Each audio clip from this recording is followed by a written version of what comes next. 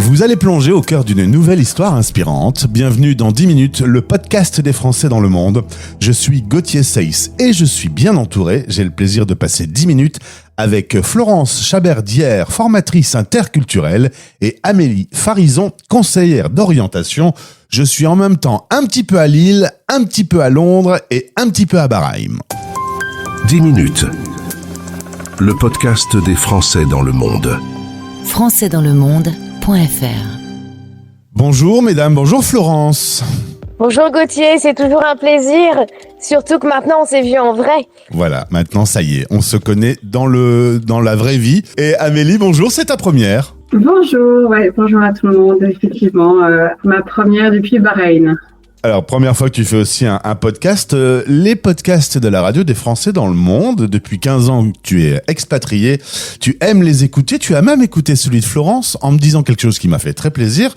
C'est que malgré que vous soyez amis depuis 15 ans, en écoutant le podcast, tu as découvert des choses sur ton ami. Exactement, d'où l'importance de tes questions. Et elle s'était bien posée, donc on est allé au fond des choses avec Florence. Donc bravo, je vous recommande l'interview. Merci Amélie. Tu me flattes pour commencer, ça c'est un bon point. On va échanger tous les trois à propos d'un rendez-vous qui est donné le 29 avril à 12h30 heure de Paris, un webinar qui est organisé par Expat Village pour se préparer, être bien accompagné dans une nouvelle expatriation ou un retour en France. On est d'accord que revenir en France après avoir vécu quelques années à l'étranger, c'est une nouvelle expatriation. Merci Gauthier, je vois que tu suis tout ce que j'essaye de transmettre depuis des années. Effectivement, encore une fois, c'est une question d'état d'esprit, de mindset. Et si on se dit qu'on rentre en France, forcément, l'atterrissage va être plus compliqué. Donc si on le voit comme une nouvelle expat, eh bien, on va dire que la transition est un peu plus douce.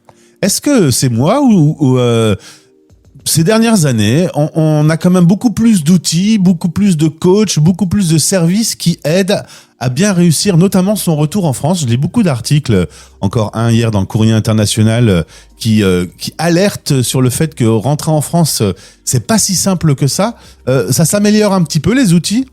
Alors Amélie, toi tu es rentrée en France à un moment donné, peut-être que tu peux témoigner de ton expérience. Oui, alors effectivement, c'est toujours une étape importante qu'on sous-estime parfois. Même très souvent, honnêtement, le retour en France, notamment le retour à Paris, est souvent considéré comme un retour aux sources. Alors les choses évoluent effectivement et souvent, moi je l'ai considéré comme une nouvelle expatriation.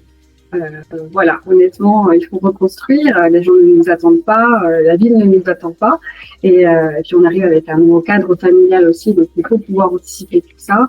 Donc effectivement, c'est toujours bien d'être bien organisé et d'anticiper au mieux toutes les impératifs du retour à la vie française. Et est-ce qu'un Français qui a vécu l'international pendant quelques années, son cerveau fonctionne un peu différemment d'un Français de France ? Complètement. Complètement, oui, c'est clair. Les habitudes sont prises pour de bon ou presque. Moi, il m'a fallu bien 1 an, honnêtement, pour atterrir et revenir dans mon cercle franco-français, mais on garde toujours ce mindset quand même de l'ouverture au monde. On entend parler anglais, espagnol, ou dans un magasin, on reste quand même très à l'écoute en disant est-ce que je peux vous aider ? J'ai été aussi dans cette situation d'expatriation. Qu'est-ce que je peux faire pour vous ? Donc on garde ce mindset et je crois qu'on l'a pour toujours après. Et puis les Français de France, eux n'ont pas connu cette aventure. Il y a un petit décalage qui se crée. Il y a un moment, peut-être qu'on se comprend moins alors qu'on se comprenait parfaitement avant de partir. Se retrouver quelques années plus tard, ça fait de nous et de la personne qui est en face de nous 2 personnes différentes. Complètement, surtout que si on rentre avec des enfants, je le dis assez souvent, les enfants de troisième culture finalement ont des connexions, ont des liens qui se créent plus facilement avec d'autres enfants de troisième culture. Et parfois, de rentrer en France et de revoir les cousins les dimanches à midi, eh bien, il y a moins cette connexion parce que justement, eux, ils sont dans un système franco-français, ils ont peut-être même jamais pris l'avion, alors que nos enfants sont des petits globetrotters, des petits burgers. Donc il faut pouvoir appréhender ce décalage et se dire que voilà, on ne rentre pas pour les vacances, là on rentre pour y rester, même si c'est pour une période donnée. Et pour éviter qu'il y ait un fossé qui se creuse, il y a de la préparation. Tout le monde doit faire un petit effort. Bah, c'est pour ça qu'on crée le webinaire. C'est pour s'aider, pour aider à préparer que ce soit les parents et surtout que ce soit les jeunes. Parce que au final, quand on construit son identité, eh bien, on est en recherche de valeurs. Et puis, bah, quand c'est une autre expérience, expatriation en France, la plupart des jeunes n'ont pas forcément vécu en France. Donc, c'est pour leur apprendre un petit peu les codes et essayer d'amoindrir ces décalages. Alors, ce webinaire annonce des conseils pratiques. On va revenir sur les différents points qui seront abordés. Juste pour être pratique, si vous voulez y participer, il faut vous enregistrer. Un lien est présent dans ce podcast. Inscription gratuite, mais obligatoire pour recevoir le lien Zoom et pour vous retrouver dans ce webinaire le 29 avril. Alors, on va parler notamment avec Amélie, si tu es d'accord, des conseils, des astuces pour une orientation réussie. On a pu vivre à l'étranger dans un autre système, ou en tout cas retrouver le système franco-français, ça peut être un peu rude. Quels sont tes conseils ? Alors, les conseils que je vais donner, ils sont pour les élèves, les étudiants, notamment pour l'orientation scolaire, mais aussi pour les parents, notamment le conjoint suiveur, si je puis dire, qui recherchera lui aussi à un moment donné un travail. Dû à mon expérience, je suis une ancienne DRH à l'international. J'ai été en poste dans plusieurs pays et notamment aussi en France. Donc, j'ai aussi accueilli pas mal d'expatriés de retour en France. Et donc, ce seront surtout les conseils liés à la scolarité, des conseils très pratico-pratiques, opérationnels pour les enfants, mais aussi pour le conjoint suiveur, puisque on a tous passé par là à un moment donné et donnera une boîte à outils très concrète sur ce retour en France. Est-ce que lorsqu'on rentre en France, il faut garder quand même ce lien avec l'international ? Est-ce qu'il faut automatiquement retourner dans le système franco-français ou maintenir ce côté un peu mindset ouvert au monde ? Je pense que tout dépend des profils des étudiants, des élèves et surtout sur le cheminement que la vie professionnelle aussi des parents auront plus tard. Tout dépend de l'âge aussi. Il y a plein de questions à se poser et on se les posera ensemble. Mais globalement, je pense que l'expatriation, une fois qu'on y est goûté, on reste quand même très ouvert sur ce mindset, si je puis dire, et on le garde quasiment après, je pense, pour la vie. Alors dans ce webinaire, Ségolène sera également présente, qu'on a déjà reçue sur cette antenne. Elle parlera de tout ce qui concerne le logement et l'immobilier, rechercher un bien, les pièges à éviter. Il y aura également une personne de Santexpat pour parler de la santé, ça c'est important. Et puis Florence, toi tu vas évidemment parler du choc culturel inverse. On peut subir un choc en retrouvant sa maison. Exactement. Donc, c'est le choc culturel inversé qui est vraiment à appréhender parce que, comme je dis souvent, un départ se prépare et le retour se prépare au moment du départ. Et ce choc culturel arrive parce que on se sent pas vraiment chez nous. Et si on arrive à savoir quelles vont être les différentes phases, eh bien, le plus on sera préparé et le mieux on pourra l'appréhender. Et finalement, comme disait Amélie, ça prend environ 1 an pour se sentir chez soi.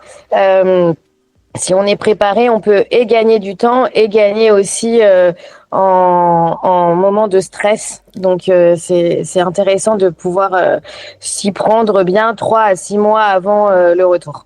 C'est quoi le sentiment ? C'est de plus être à sa place ? C'est de trouver sa place. Se trouver sa place en tant que nouvelle personne, se trouver sa place avec des nouveaux repères, des valeurs qui ont évolué. Quand on va en France en vacances, on est très content de faire les marchés, de manger notre baguette, raclette, tartiflette pour d'autres. Mais c'est vrai que quand on y reste, eh bien, à un moment donné, on peut pas manger des saucissons tous les jours à l'apéro.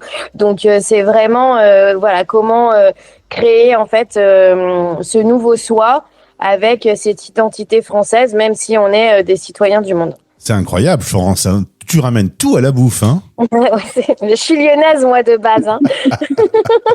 Ah ben, je vais t'appeler mon petit bouchon, alors. Ça, c'est sûr. Et surtout, ce qui est intéressant, tu posais la question à Amélie tout à l'heure, comment est-ce qu'on pouvait garder notre ouverture à l'international? Et c'est en ça que je te remercie, Gauthier, parce qu'effectivement, merci d'être aussi dans le webinaire, parce qu'on ne sait jamais quand est-ce qu'on repart. Les jeunes peuvent peut-être finir leur bac ou finir un diplôme ou peut-être juste apprendre le français en France, ils étaient dans un autre système scolaire. Et donc, le fait d'avoir la radio des Français dans le monde nous permet de garder ce lien-là. Et comme il y a beaucoup de bouchons en France, les vrais bouchons des voitures, pas les bouchons lyonnais, du coup, voilà, c'est important de garder ce lien-là parce qu'on ne sait jamais de quoi demain est fait. Et il y a des statistiques, je crois qu'on en avait parlé, les enfants de troisième culture qui font un passage en France, la plupart du temps repartent à l'étranger. Et puis écouter la radio des Français dans le monde, c'est toujours une bonne idée de toute façon. Exactement. Que ce soit dans les bouchons ou pas, ça peut être sous la douche. Alors en tout cas, rendez-vous est pris. C'est donc le 29 avril à 12h30 heure française avec toute une équipe, toute une brochette de spécialistes qui pourront répondre à vos questions. Et sachez que la radio des Français dans le monde est partenaire et vous retrouverez les meilleurs moments en écoutant notre antenne. Merci Amélie, content d'avoir fait ta connaissance. Merci Gauthier, à bientôt. Merci Florence, tu m'as ouvert l'appétit avec tes burgers et tes petits bouchons. On se retrouve très vite pour le webinaire. Belle journée à toutes les deux. Merci Gauthier, à très bientôt. Français dans le monde. Vous écoutez la voix des expats.